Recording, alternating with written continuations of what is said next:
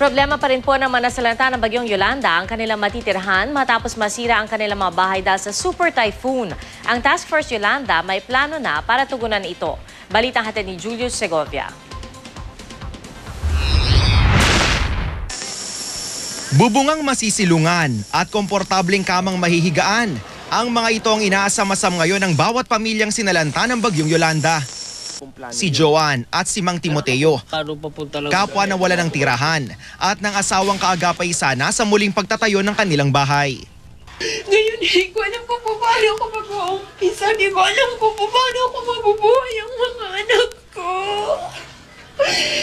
Gawa kami dito ng maliit na bahay para marami mang makukuha pa ng mga kahoy dyan na nag-iba. Para tugunan ang pangangailangang ito ni na Joan, Mang Timoteo at ng iba pang nawala ng tirahan, plano ng Task Force Yolanda na magtayo muna ng bunk houses hanggat hindi pa natatapos ang permanent housing para sa mga biktima ng bagyo. Bawat bunk house may 24 na kwarto at may hiwalay na palikuran para sa lalaki at babae.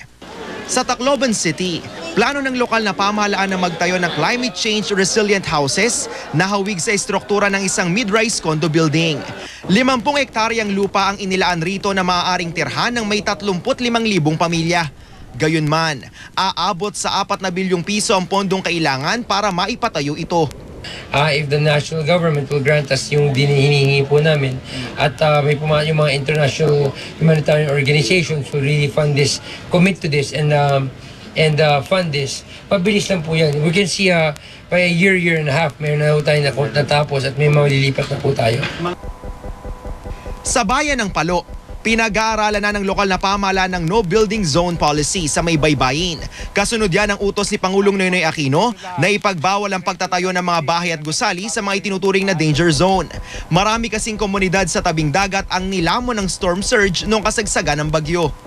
Build zone ng mga 50 meters from the sea during high tide. It's going to be a challenge to implement, but I think it's possible. Pero hindi sang-ayon sa pagpapatupad ng naturang polisiya si DILG Secretary Mar Rojas. Kinakailangan pa rin daw kasing magkaroon ng komunidad na malapit sa dagat.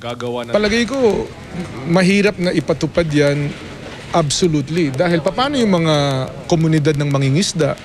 Paano yung naghahanap buhay sa baybayin? No? So palagay ko na iba't ibang solusyon depende sa kalagayan ng bawat LGU. Julio Segovia, GMA News.